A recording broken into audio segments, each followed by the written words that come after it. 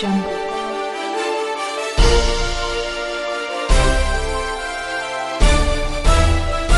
Audio Jungle. Sistem belanja online kini tengah digandrungi oleh masyarakat Indonesia.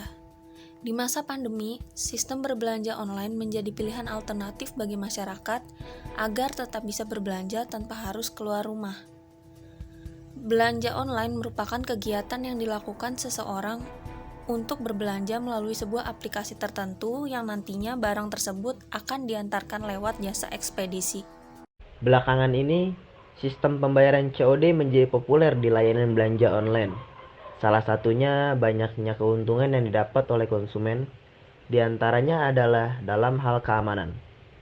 Maraknya penipuan dalam jual beli online membuat banyak orang menjadi khawatir untuk melakukan transaksi jual beli online.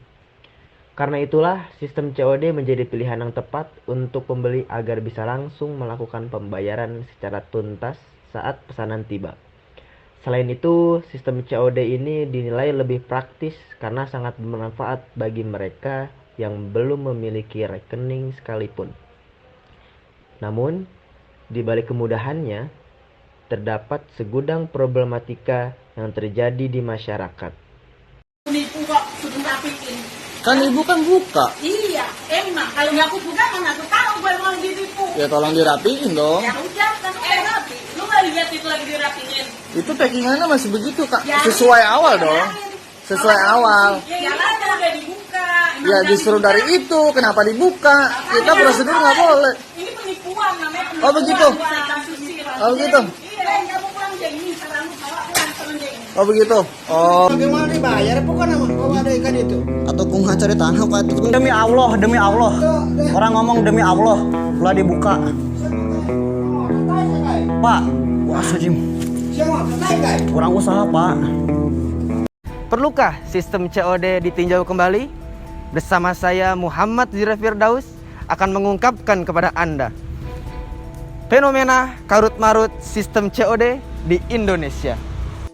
Awalnya, COD sendiri hadir untuk memudahkan transaksi jual beli online, terutama untuk pembeli yang enggan atau mereka yang masih belum familiar dengan pembayaran via online, seperti transfer bank ataupun penggunaan uang digital. Lewat layanan COD, pembeli marketplace yang masih awam terhadap teknologi terkait metode pembayaran online bisa dengan mudah mendapatkan barang yang diinginkan dengan cukup membayar uang tunai saat barang tersebut diterima dari kurir. Namun faktanya, di balik kemudahan COD, banyak kurir yang menjadi sasaran amuk para pembeli yang kecewa lantaran barang yang diterima tidak sesuai dengan yang dipesan. Bang, pernah belanja online kan pasti bang? Pernah dong. Nah, kira-kira abang tahu kan nih ada di online tuh pasti di belanja online pasti ada sistem COD. Pasti ada. Pernah pakai sistem COD nggak bang? Pernah bang. Sekarang lagi rame-ramenya nih bang nih konflik yang COD itu, yang kecut banget ya kan, sama kurir-kuriran. Nah kira-kira tanggapan abang gimana tuh? Oh, tanggapan gue sih bang, itu bukan kesalahan dari kurir.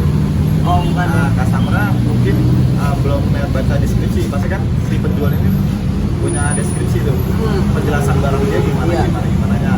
Nah kalau si kurir kan dia cuma ngantar sesuai job desk-nya dia aja. Tidak semua jasa kurir atau ekspedisi mendukung layanan COD dan tidak semua marketplace juga menyediakan layanan COD untuk transaksi antara penjual dan pembeli. Dalam konteks marketplace, biasanya COD hanya tersedia di beberapa wilayah pengiriman tertentu. Artinya tidak semua wilayah Indonesia dapat terjangkau dengan layanan COD. Dan agar transaksi lebih terjamin, pihak marketplace yang menghubungkan antara pembeli dan penjual akan menyediakan opsi asuransi untuk meningkatkan keamanan transaksi. Sehingga banyak penjual atau seller marketplace yang memilih untuk menyediakan fitur COD karena dianggap bisa berkontribusi mendongkrak penjualan. Awalnya, COD sendiri hadir untuk memudahkan transaksi jual beli online, terutama untuk pembeli yang enggan atau mereka yang masih belum familiar dengan pembayaran via online, seperti transfer bank ataupun penggunaan uang digital. Lewat layanan COD, pembeli marketplace yang masih awam terhadap teknologi terkait metode pembayaran online bisa dengan mudah mendapatkan barang yang diinginkan dengan cukup membayar uang tunai saat barang tersebut diterima dari kurir. Namun faktanya, di balik kemudahan COD, banyak kurir yang menjadi sasaran amuk para pembeli yang kecewa lantaran barang yang diterima tidak sesuai dengan yang dipesan. Yang namanya di marketplace kita kan, jadi di situ transaksi jual beli itu melibatkan 3 elemen, antara pertama adalah penjual, yang kedua adalah kurir atau jasa ekspedisi tersebut, dan yang ketiga ini adalah konsumen. Nah, jadi terkadang konsumen itu tidak tahu dalam arti apa, tidak tahu membedakan di mana mereka harus berkomplain. Contoh kecilnya saja, kayak kita ingin berkomplain tentang kondisi barang, tidak kesesuaian barang, seharusnya konsumen itu komplainnya ke penjual atau ke seller tersebut. Banyak perselisihan gitu kan, yang lagi viral tentunya kan antara konsumen dan juga kurir, khususnya yang berbelanja COD gitu ya. Menurut saya sih itu sudah menjadi hal yang sering terjadi khususnya dalam fitur COD ini. Mungkin akhir-akhir ini karena masyarakat sudah sadar dengan gadget, jadi kalau ada apapun di videokan, jadi baru viral sekarang gitu. Adanya sistem COD ini membuat kerja kurir menjadi bertambah. Selain harus mengantarkan barang, kurir juga harus menjadi penagih pembayaran antara pihak ekspedisi dengan pembeli. Raffi mengatakan hal tersebut jelas tidak sebanding dengan pendapatannya sebagai kurir. Sebaiknya COD itu diadain, masih harus tetap diadain apa dihapus aja tuh dari aplikasi kira-kira? Kalau makin lama kayak gitu sih bro, yang dihapus aja sih. Mending hapus aja. Jadi makin takutnya malah berapa segala macam.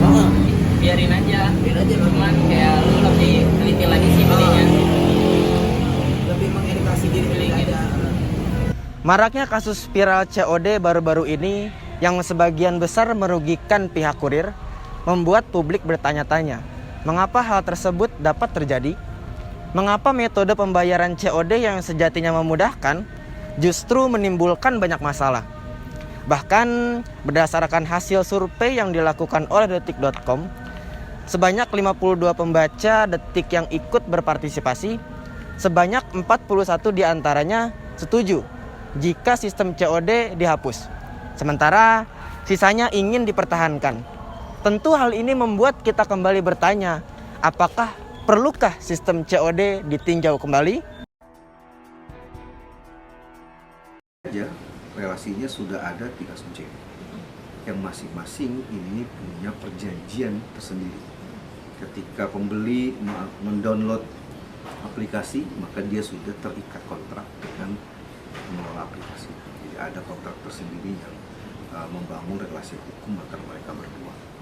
Penjual juga sama, ketika dia buka lapak di situ, masuk ada akunnya, maka dia pun juga punya hubungan hukum dengan penyedia aplikasi.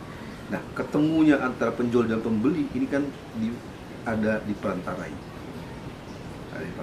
oleh penyedia aplikasi. Dalam proses ini sudah ada 3 subjek dan hukum yang berbeda-beda untuk melindungi mereka. Nah, kemudian bagaimana perlindungan hukumnya, gitu ya? Nah, perlindungan hukumnya tentu sekali lagi dia tidak terikat dengan apapun perjanjian yang dibuat oleh penjual dan pembeli. Duduk dulu nih persoalannya ya kan, dia tidak ada hubungannya nih di barangnya mau bagaimana nggak ada. Gitu ya, dia hanya terikat dengan penjual. Penjual misalnya mau nyewa dia dengan jasa bagaimana tadi, berapa cepat, berapa lama, maka itu ada di sana.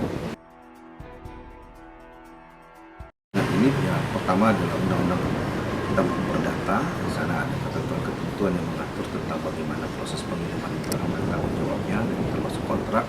Yang kedua ada kitab undang-undang hukum dagang yang di sana juga mengatur tentang proses pengiriman barang.